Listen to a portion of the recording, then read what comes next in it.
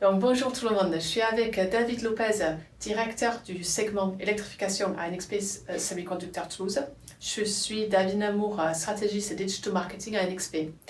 Alors David, raconte-moi comment on est arrivé à cette intersection qui démarque l'avenir en fait de l'industrie automobile. En effet, on voit aujourd'hui que l'industrie automobile est en pleine révolution. Elle est en pleine révolution sur 3 axes majeurs. Le premier axe, c'est la sécurité du conducteur, du passager, des piétons. Le deuxième, c'est l'électrification.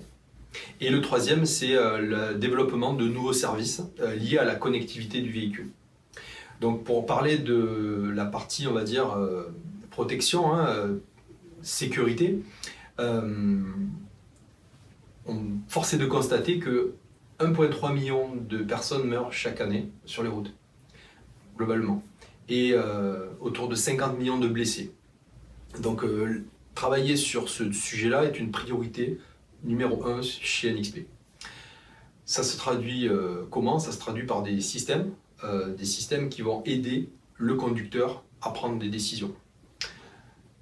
Dans le futur, ce que l'on voit en fait, c'est qu'on passe d'un mode aide à la décision vers un mode semi-autonome, sur autoroute dans un premier temps, en centre-ville dans un deuxième temps, et finalement sur des routes de campagne qui sont dans des fonctionnements et dans des, on va dire, des prises d'environnement qui peuvent être changeants.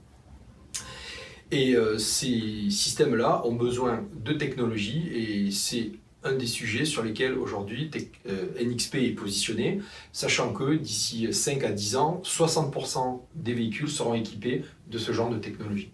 Alors il s'agit de quoi exactement ces systèmes d'aide à la conduite?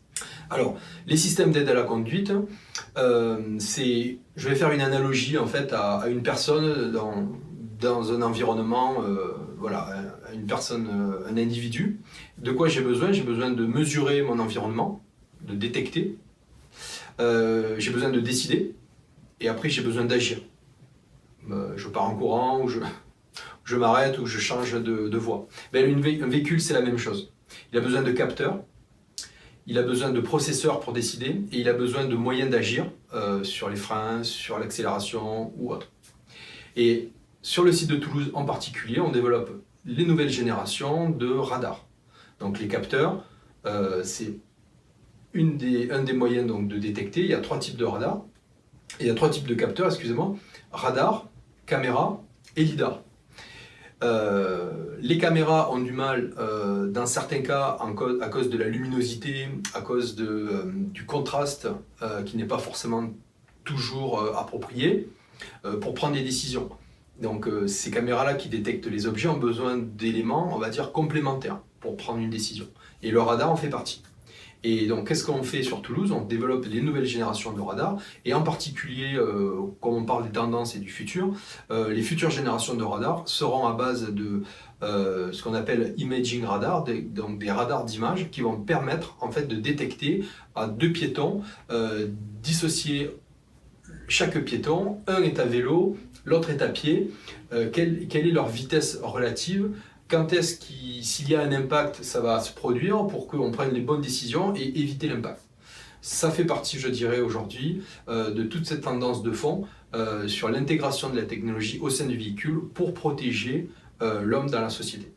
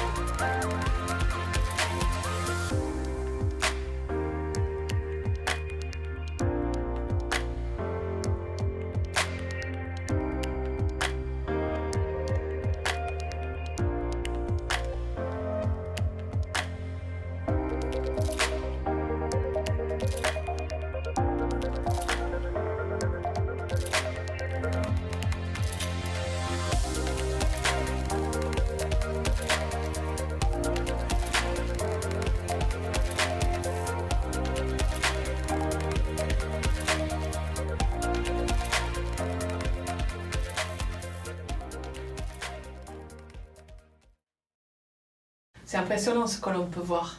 Alors, est-ce que tu peux me parler d'autres tendances, par exemple l'électrification? Tout à fait.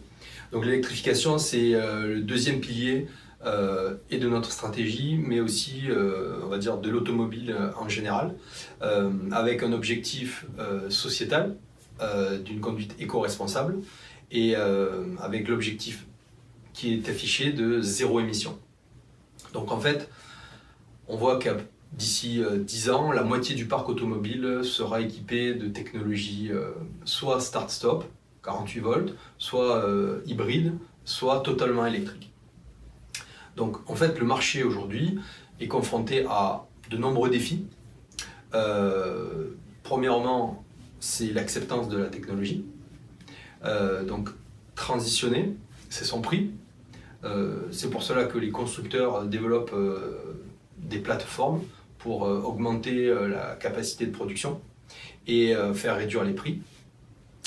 Le deuxième, c'est l'utilisation à l'usage. On a besoin de plus d'autonomie dans le véhicule. Et enfin, quand on va recharger son véhicule, on a besoin aussi de réduire le temps que l'on passe pour la charge du véhicule. Donc ces trois facteurs-là sont des points importants sur lesquels l'industrie automobile travaille et sur lesquels on cherche des solutions pour améliorer le confort et l'utilisation du véhicule électrique. D'accord. Mais quels sont les leviers pour nous se différencier en fait dans ce domaine? En fait, ces leviers sont liés principalement à la façon dont on utilise le véhicule. Quand on utilise un véhicule électrique, en fait, on va gérer l'énergie depuis la borne de recharge jusqu'à l'utilisation du véhicule. Donc l'énergie, on en a besoin, il nous faut la stocker, donc on a besoin de batterie. Il faut la convertir sur des niveaux de tension qui sont propres au véhicule. Et il faut l'utiliser aussi pour faire avancer le véhicule, c'est toute la partie propulsion. Donc l'électrification, ça consiste principalement à, et notamment chez NXP, avoir des systèmes qui vont mesurer de manière très précise les batteries. Pourquoi de manière très précise? Parce que ça permet en fait cette précision de mieux balancer l'énergie sur l'ensemble du véhicule et d'augmenter la capacité en fait d'utilisation de cette énergie pour avoir plus d'autonomie sur le parcours du véhicule. Donc ça, c'est une équipe qui travaille sur ça. Une autre équipe travaille sur les contrôles de moteur. Donc on va convertir l'énergie pour faire avancer le véhicule. Et plus cette énergie sera convertie de manière efficace, plus on va avancer sur de plus nombreux kilomètres. Et la troisième équipe qui travaille sur l'électrification concerne les alimentations qui sont plus sûres. Donc pour les processeurs qui sont utilisés pour prendre les décisions sur le contrôle du véhicule électrique, on a des alimentations, et ces alimentations, comme dans le cadre d'un avion, il y a beaucoup d'analogies avec le marché aéronautique, on va devoir vérifier qu'elles se comportent de manière cohérente, et si jamais il y a une défaillance potentielle, on va être dans un état déterministe quand l'application va être en panne. Et cette garantie-là permet de faire passer le véhicule du moteur à combustion vers un moteur, on va dire, totalement électrique. Ce sont ces technologies-là qui sont le pilier, on va dire, de la transition du véhicule actuel vers le véhicule électrique. Et pour ce faire, on a des partenariats avec certains constructeurs qui ont été annoncés récemment et qui nous permettent aussi, je dirais, de valider ces technologies et d'avoir un impact sur l'ensemble de la chaîne de valeur pour ces trois types d'applications que je viens de citer. Le deuxième élément, c'est que de manière transverse, on a besoin de plus de robustesse, plus de qualité, plus de fiabilité, puisqu'on intervient sur la chaîne de propulsion et le déplacement des personnes au sein de la société. Et donc, pour ce faire, on a besoin de travailler, d'investir, d'innover sur la robustesse, la qualité et la fiabilité des systèmes. C'est une des forces du site de Toulouse aussi, qui est un pôle mondial en sûreté de fonctionnement. Et le troisième élément, c'est la partie recherche. Donc on a démarré des travaux de recherche depuis quelques années et on a confirmé ça en début d'année avec la mise en place d'un laboratoire commun entre le Laplace, qui dépend de l'ENSET, l'Université de Toulouse et le CNRS et NXP pour travailler sur toutes les solutions de mobilité du futur et de gestion d'énergie notamment. Voilà, tous ces éléments montre à quel point NXP soutient et est engagé sur ce point important qui est zéro émission et l'évolution du véhicule vers un véhicule électrique.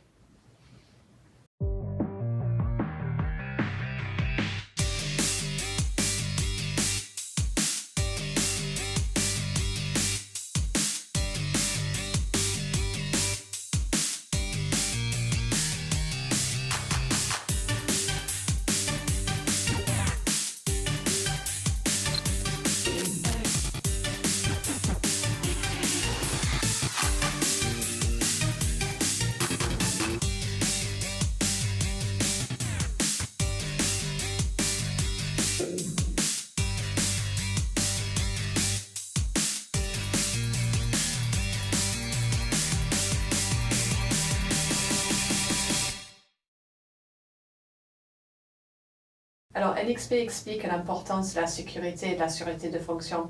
Qu'est-ce que tu peux me dire à ce sujet? Alors, Davina, la sécurité, c'est l'élément important. On va faire confiance au véhicule si on a la garantie que quand je prends le véhicule, personne ne va pouvoir venir hacker le véhicule depuis l'extérieur. Donc c'est un élément important, la confiance. C'est s'assurer que tout le monde puisse accéder à la technologie, mais sans avoir une atteinte personnelle à son environnement. C'est tout ce qu'on appelle en anglais la privacy. Donc, c'est une étape importante puisque le troisième pilier des tendances du véhicule de demain, c'est la connectivité. Le véhicule sera beaucoup plus connecté que ce qu'il est aujourd'hui. On entend parler de la 5G, l'émergence de la 5G au sein du véhicule. Qu'est-ce que ça veut dire? Ça veut dire qu'il y aura plus de bandes passantes, il y aura plus de données, d'échanges de données entre le véhicule et l'infrastructure. Cet échange de données doit être traité en temps réel. Donc ça nécessite des processeurs qui réfléchissent plus vite, qui ont besoin de plus de puissance de calcul, mais aussi qui vont devoir traiter beaucoup plus de données. Et c'est toute l'émergence de ce qu'on appelle les big data, les grosses bases de données, qui vont être utilisées pour comprendre le comportement du conducteur, le comportement des passagers et le comportement du véhicule.